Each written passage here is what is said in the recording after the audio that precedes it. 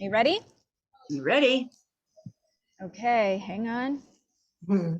Live video is starting. You're live. We're live.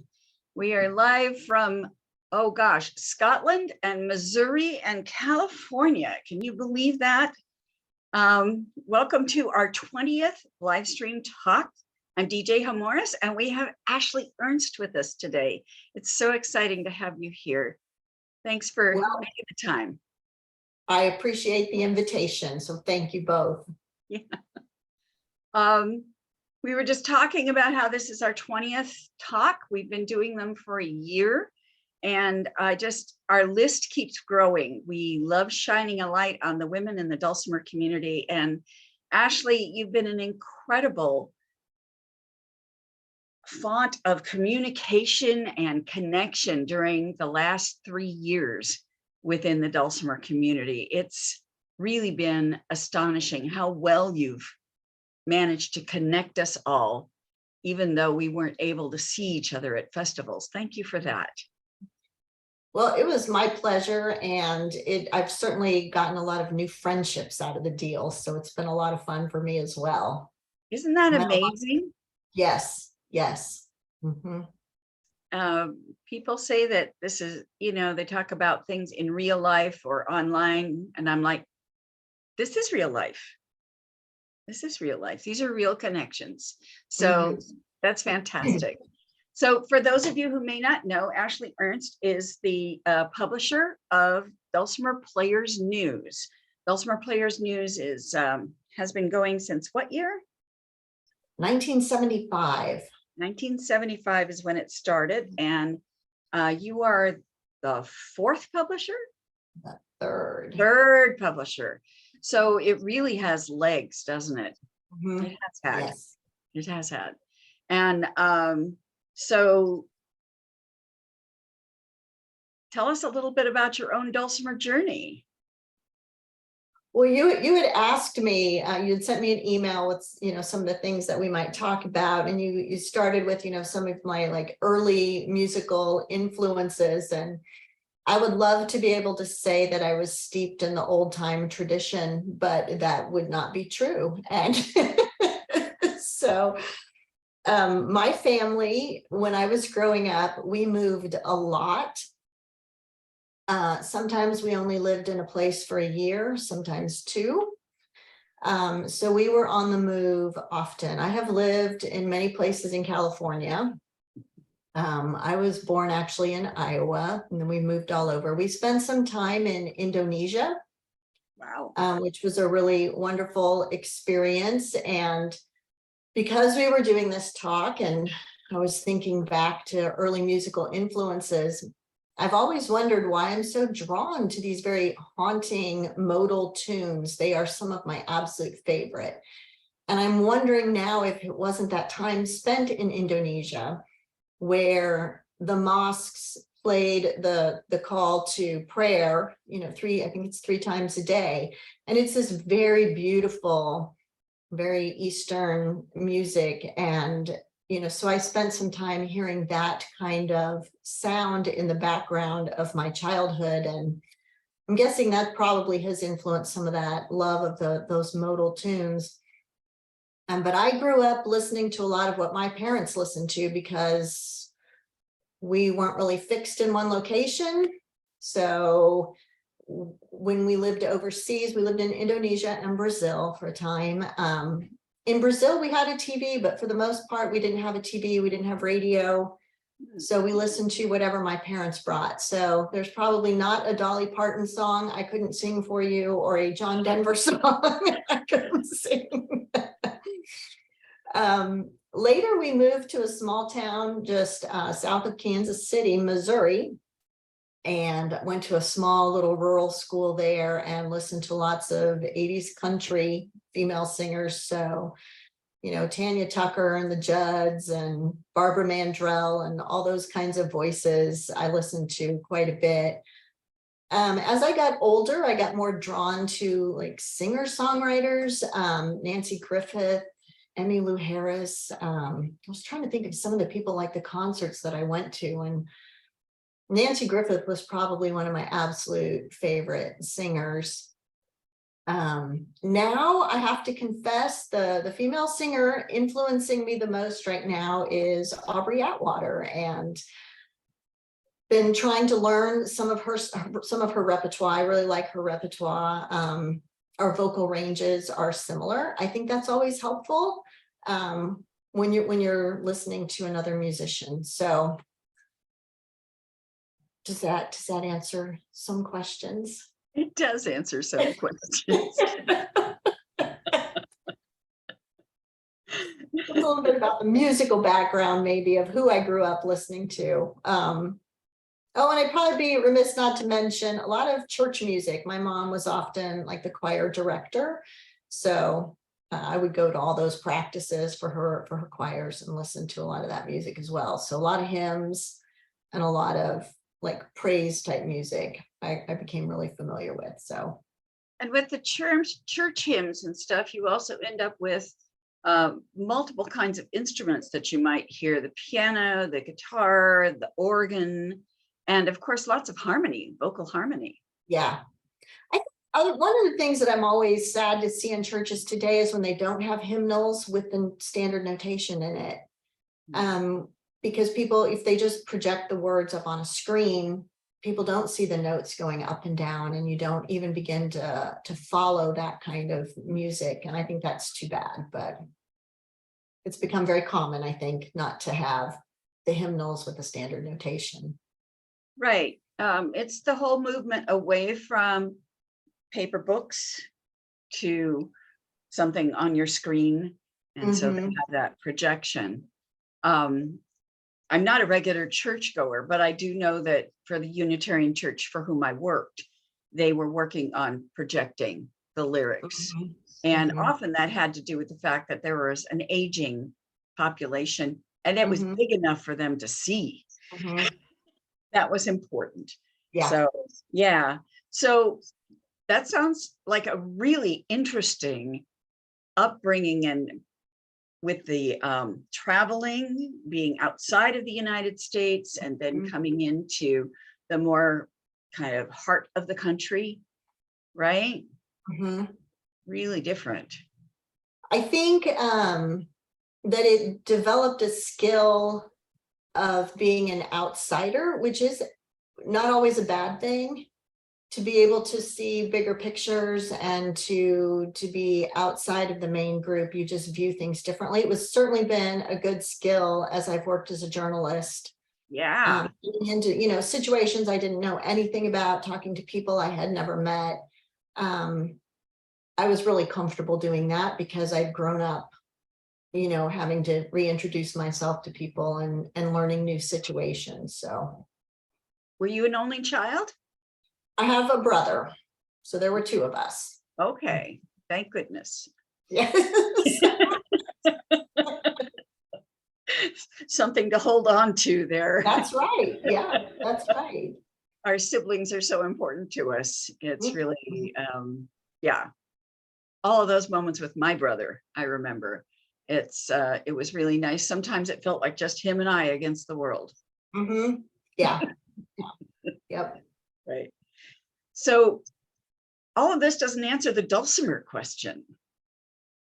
Well, I didn't come to playing an instrument until I was an adult, when really kind of out of the blue, my mom, I don't even remember how she heard about them, but she said I should start playing a ukulele. I should look into it. I don't know if she'd heard somebody playing them or if she'd seen one somewhere. And so I picked up this little ukulele and just absolutely fell in love with it. It was really the first instrument that I began to play really seriously and have just a lot of fun with. And so I played that for quite a while, and then got introduced, I'm not even sure how anymore, to the hammered dulcimer. I was able to find one locally. I found a local group and I started noodling around on that and just kind of went from there. And so from the hammered dulcimer, it wasn't a big leap to start playing mountain dulcimer as well. So Yeah, and so then there are two groups here near me, which is really, I think, really fortunate. So one group is maybe 10 miles from me that meets weekly, and the other is about 30 miles away that meets monthly. So there's a lot of people around here to play with and kind of help keep you going and inspired. So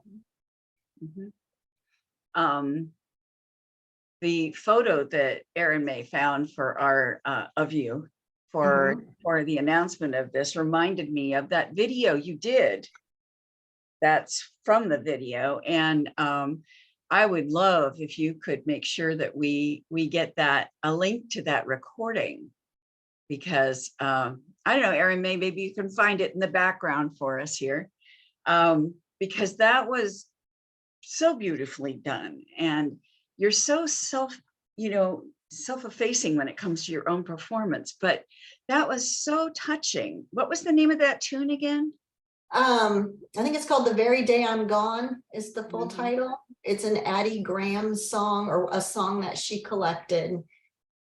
I learned it from Nora Brown, who's a banjo player. And I think Nora Brown learned it from Anna and Elizabeth. They've done it as well. Performing is something that's really hard for me. Even doing these types of talks is really hard for me. There's some, like, my comfort place is sitting in my office or talking one-on-one and interviewing people. Performing is really, really hard for me. And being in front of people is really, really hard. And I've had a lot of advice and I still haven't gotten comfortable with it. So doing that little video was really a stretch for me. And it came across so beautifully, really, so beautifully. Well, so whatever work you've done to get to that place, excellent. That tunnel is really spectacular location, and the acoustics are really gorgeous in that tunnel. So that really helps. But yeah, and then I had a young woman, there's a college not far from me, and I hired her to come shoot the video, and she was really, really great. So yeah, allies. Yes. How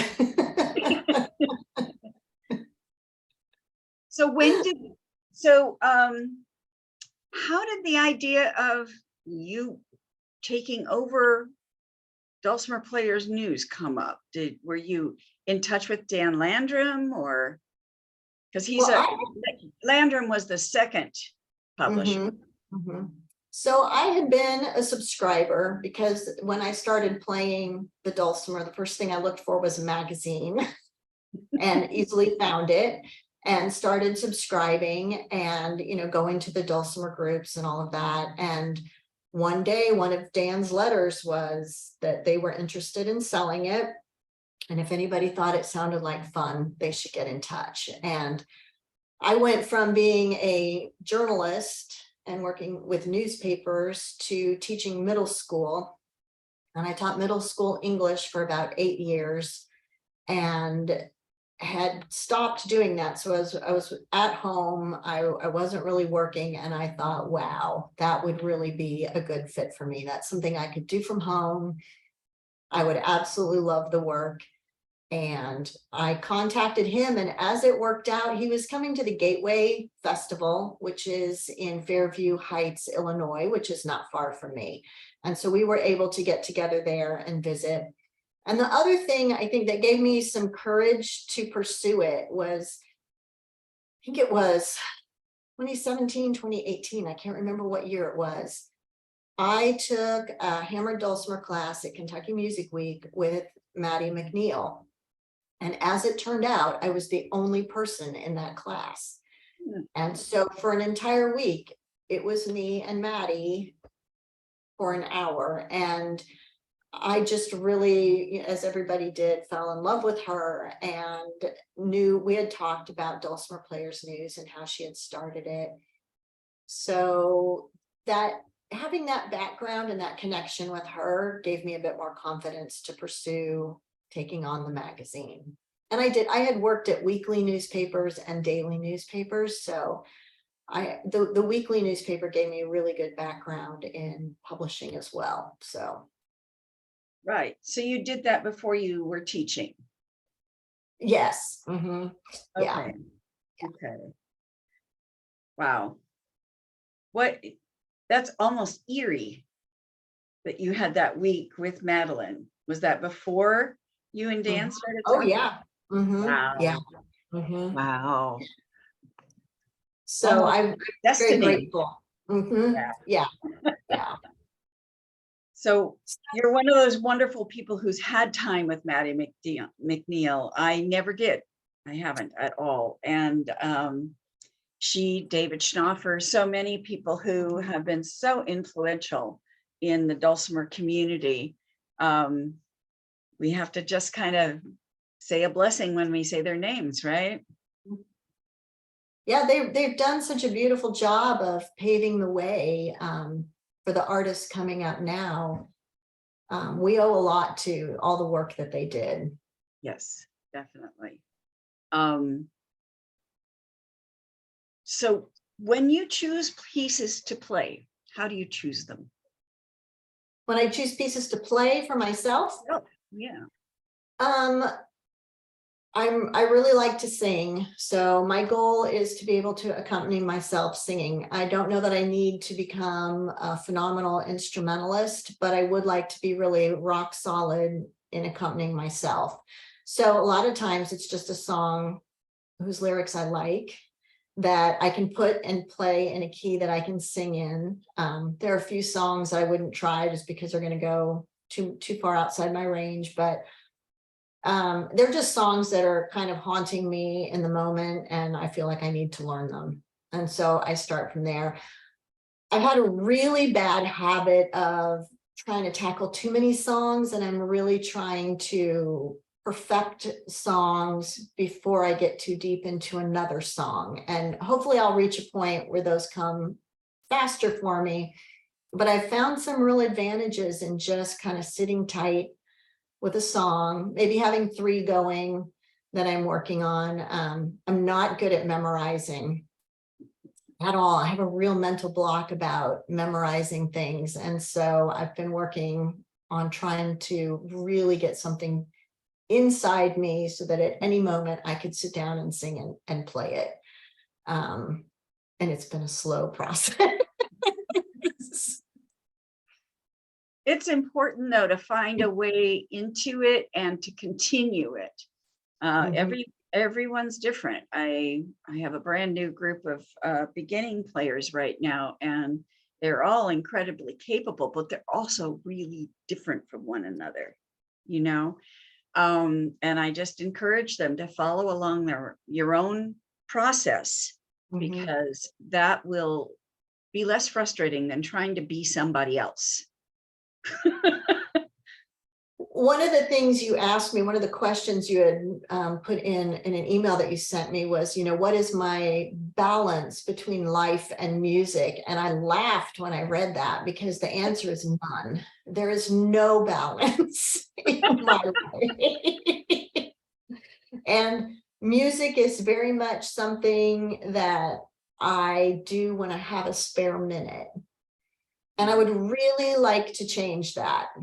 I'm working on it. I've created a space for myself where I can go and sit in silence and not be interrupted, which is hard to come by at my house. And I have not had much of a chance to use it, but that's the direction I'm headed. I think I would really like to carve out some just creative time and space, which is not something I've been good at. And I think, and I wish we had a conversation going with a lot of women, because I think for women in particular, that's a hard thing to do, is to take time for yourself. I think it's also a cultural thing. The emphasis, if you are able to get out of the I'm just surviving day to day sort of living, is about achievement, right? And it's about, are you able to Can you own your own home? Can you make that mortgage? Do you have enough money for the down payment? Can you keep it up? Can you do the insurance? Can you make sure your car is running?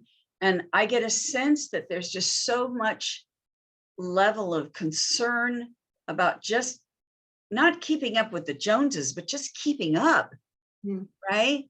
That art is considered, any kind of art is considered non-essential. And it's not.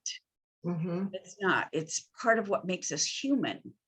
So keep with that urge. You might want to tell our listeners what a day is like for you, because I don't think they know where you live.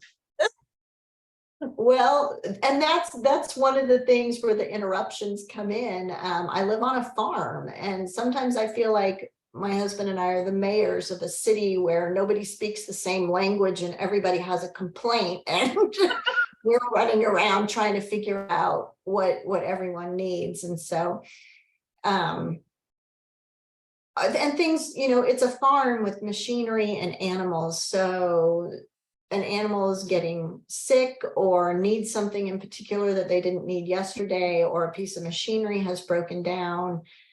And so trying to find any kind of routine and structure throughout the day is really hard. And I really like structure and I don't often get it. So I can get up anywhere from 4 to 5 o'clock in the morning, try to get a cup of coffee in me, feed the dogs, and then I head out to do chores. And I keep a couple of milk cows right now, so I milk in the mornings. And then I come in and I try to be at my desk by 8 to work on the magazine. And it just depends on what's going on during the day. But we do have a lot of dogs and cats and things coming and going, so I'm in and out all the time. But for instance, just this past week, I'm getting ready to fix dinner. We're done for the day.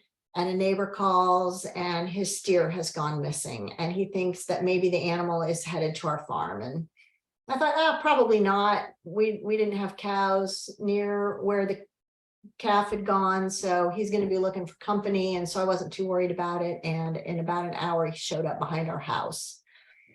So here you have an animal that's upset because he's lost. And he's trying to get back with other cows, and we were able to get him in with our cows. But then the next morning, we have to get him up and get him in a round pen, wait for the owner to come get him. And that's just the kind of thing I think that doesn't happen in town, but happens out here. And right now we're in the middle of, anybody in the Midwest is in the middle of just a horrible drought. We are I think we've reached the severe drought stage. So we're worried. We have no grass to feed our cows. We have no hay to put up. And that's what feeds them through the winter. So these are the things that are also occupying our time and thoughts as we're trying to figure out how we're going to take care of everybody. So it's interesting to me. I keep hearing my brother and I will talk about, it used to be, the United States was, what was the figure? 90% rural, 10% urban. And those numbers have flipped. And so now the United States is 90% urban and 10% rural. And we're always lamenting. I think that's kind of a dangerous place to be in. We need our rural folks to be feeding us and taking care of the animals and doing that kind of work. And there's fewer and fewer of us. So right. And lots of corporate farming. Yeah. Which has a different sense about the whole thing. Yeah. And I don't know, a lot, people who farm understand the importance of diversity of soils and rotating crops and rotating animals. And we're very much a monoculture, and that doesn't always go well. So Right. Exactly. So those are the types of things that happen during my day. I think you and I had been emailing, and when my last dairy cow calved, she had some health issues that required some vetting that took a few hours every morning, and we got her back on track and things are going well. Good. It's like that pop up. And that's Yeah. what to live on a farm. So I just think a lot of people didn't know you lived on a farm. Erin. Jamie commented about you're chatting about the culture that makes it difficult for us to prioritize the creative side a lot of time.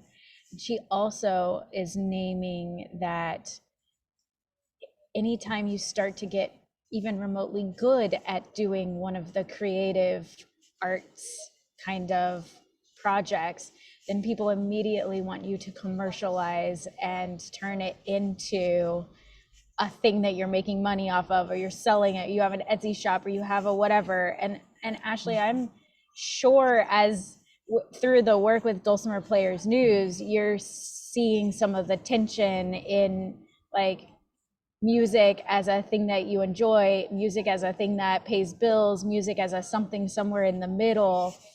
Would you like to expound on that at all?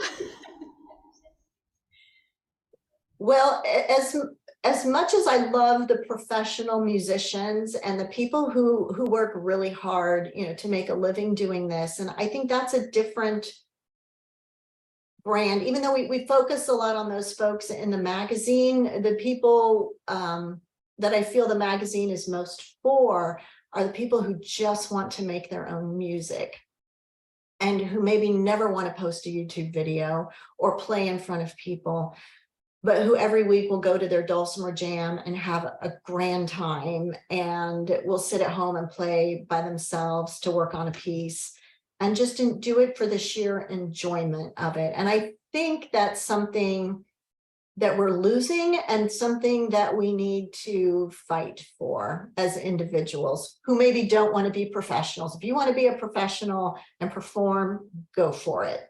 I think that's fantastic.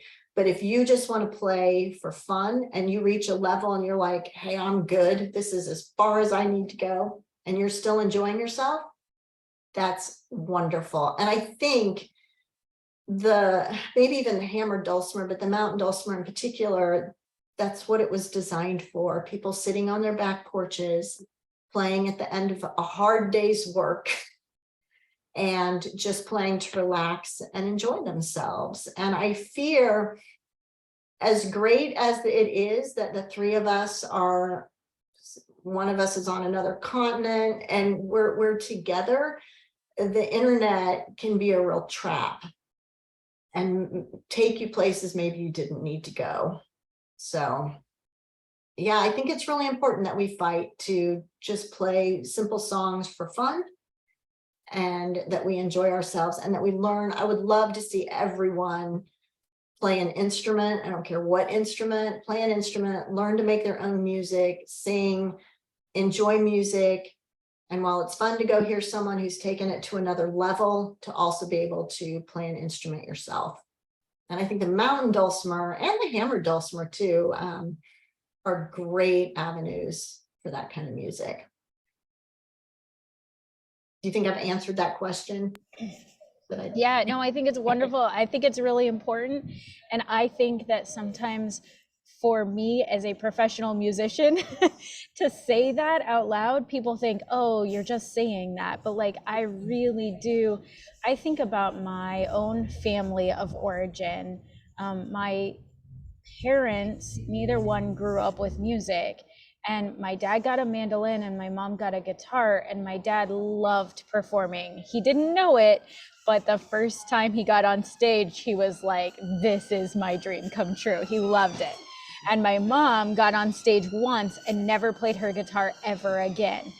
And wow. I now, as a teacher, I'm like, I feel just so devastated for my mom that she didn't find the space to just enjoy music as a thing for herself without feeling any pressure at all to ever perform it for anyone.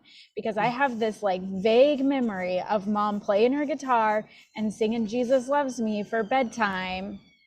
And it only lasted for maybe 6 months before she felt that pressure to have to perform it and never ever played it again. So I'm here for all the ways that we can cultivate that. And I really appreciate some of the online things like Send in the Music, where the jam leaders are not professionals, they're just people in the community who are willing to share a song. And some of the Facebook groups, there's the person who says, I'm just started playing and I'm learning, and this is what it sounds like today. And I think, like, I want to cheer so loudly for those people. And then a professional posts a video and I'm like, yeah, I know you're good. Yeah, I know you can play, but I want to just cheer as loudly as I can for the folks who are just doing it in the simple way that they enjoy. So I appreciate that about your work too, Ashley. Well, and I want to give a shout out, and I don't know, there are so many Dulcimer clubs out there, and I'm going to guess most of them are run by women, and I don't want to slight the men who run them, but I think there are a lot of women running their local Dulcimer club. And the Fulton group, the Fulton, Missouri group that I go to, that Carol Welch runs, I think she's done it now for 25 years. Wow. Kept it going, through COVID when we couldn't meet, and she's the one responsible for finding a place. And she does all the, the behind the scenes stuff that nobody thinks about, because we just show up with our music and our instruments and sit down to play for a few hours. And there are people like that all over the country. Pat Clark with the Send in the Music, she's doing the same thing online. Marsha Kozlowski is another one up in Michigan. She's done a lot with her group, and people all over the country doing this. And I think, I know a lot of those groups dissolved during COVID. One of the things that I've seen running DPN are people moving. And my husband and I were talking about that the other day, and we realized that not only did they get maybe out of the habit, but they've left their Dulcimer groups. Maybe they're now in an area where there is no Dulcimer group. And I hope that, and I'm seeing a little bit of this, new groups starting to pop back up, and knowing how much work that takes to keep those groups going, how much courage it takes sometimes to start a group when you don't feel like maybe you're the one who should be leading it, but there you are. I think that's really fantastic. So I'd like to encourage, just thank all the people who are out there keeping their local Dulcimer groups going, and to encourage anyone who's thinking of starting one to give it a go and just get out there and see who shows up, because you might be very pleasantly surprised. It might be good for us to, in the Dulcimer group, to talk about groups and how to, what do you have to think about to make it happen, and what do you don't have to think about? Yeah. Right? What are you worried about that you might have to deal with, but you don't have to worry about that. You just find a place and figure out how to get people there and put the word out. And I've always been the person who does that sort of thing. But not everybody has that idea. It's just, gee, I wish I could play with somebody, right? In my classes, I've started to hook up people together. Here, you guys, you need a playing partner. Where do you guys live? Why don't you two be playing partners, and you two? And I have some people who have been doing that for years as a result, and they don't have a club, but those three people get together, right? It makes a difference. Everybody has a different level of understanding, different interests, and it helps everybody grow. There's also some really nice ensemble music out there that is not difficult to play. And you put three parts together, and you can all be playing a standard Dulcimer even, and everybody's playing a different part, and it just sounds beautiful. And you can get over some of the nervousness aspect because you're not alone. It's even better if you have 6 people, 2 people on a part, then you never really have to worry ever at all. And it's just so much easier to enjoy what you're doing. So clearly you've been enjoying what you've been doing. What's next for you? Well, that is a really interesting question. So folks may or may not know that I decided to close down the print Dulcimer Players News. I was hoping to take it through its 50th year, and for a myriad of reasons decided that was not going to work, and so decided to shut it down at the end of this year. Was making moves to do that. And as of this week, and I'm going to announce this here, and I'm not going to give you many details, but I have a verbal commitment from someone who is interested in taking over the print magazine. And we are moving forward with that. If all of the stars align and we can pull this off, and we're working hard to do that, there will be a full color glossy summer magazine coming out. Oh my goodness. That is the big news. That's exciting. Yeah, and as soon as everything has been finalized and all the paperwork is done and things have been transferred, we will make a big announcement and let everybody know. But if people would keep an eye on dpnews.com, our goal right now is to reopen subscriptions in July. So if you need to renew, or if you're someone who has emailed me and said you want to subscribe, you're a new subscriber, keep an eye on that page in July, and you should be able to do so. Also, that page, that website is really important. I've been listing festivals. I've started including workshops on there. I can't do everybody's workshop. It would be too long, but things that maybe have some large regional interest, I'm trying to include on there.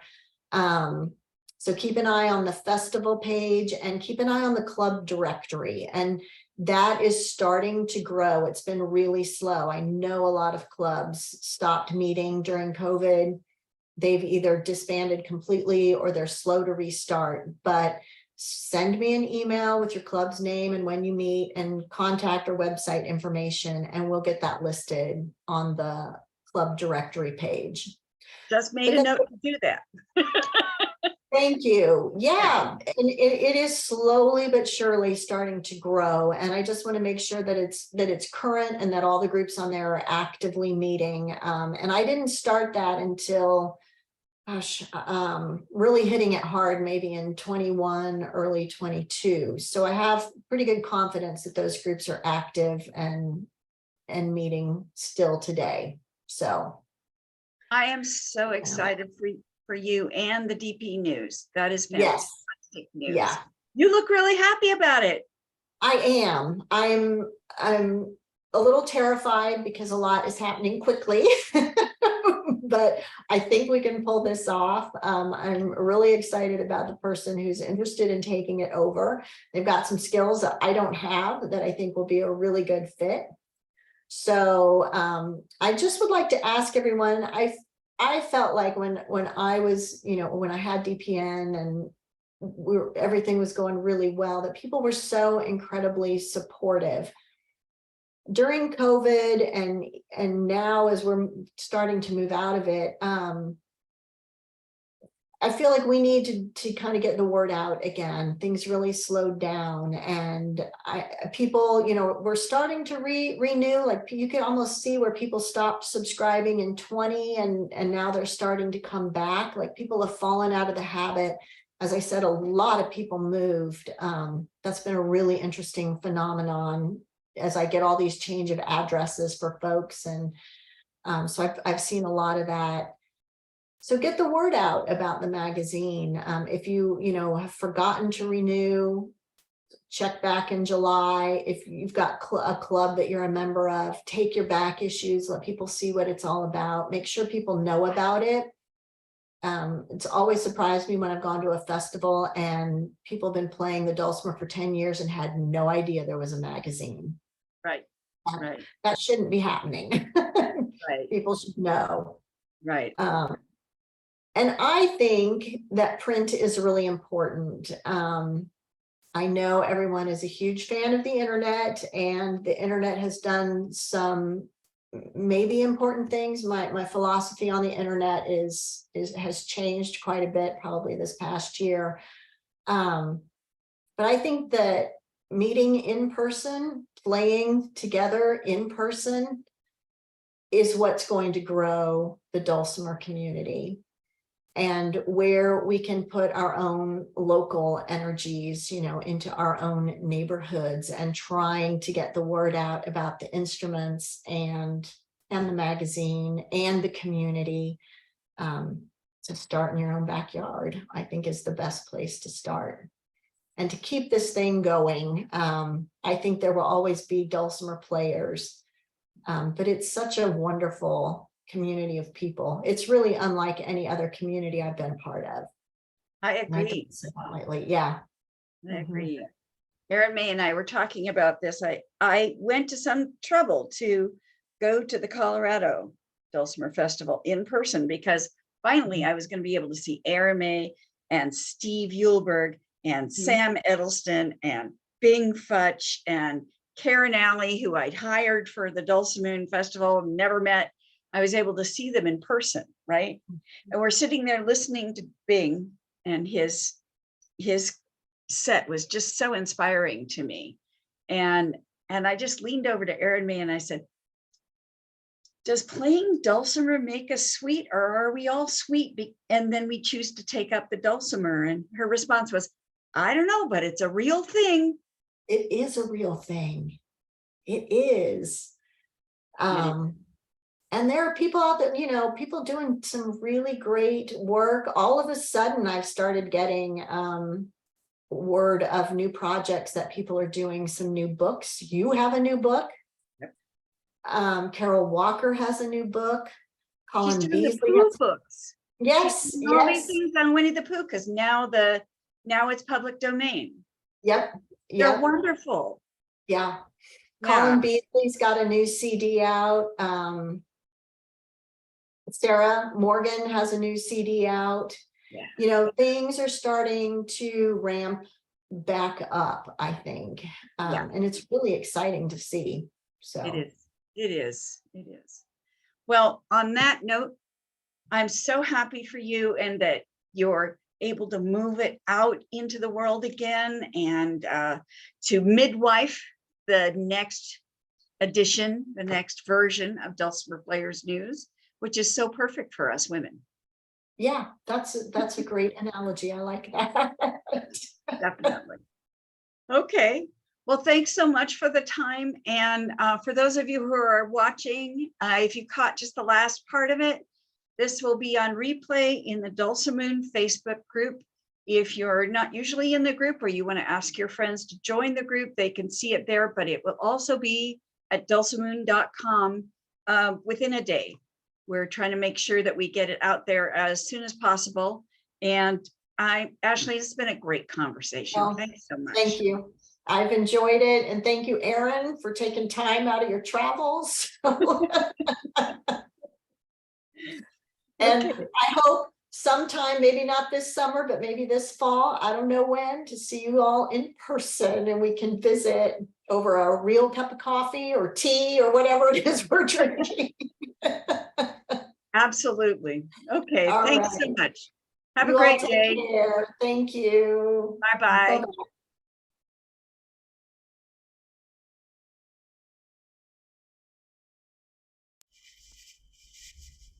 Oh, she left.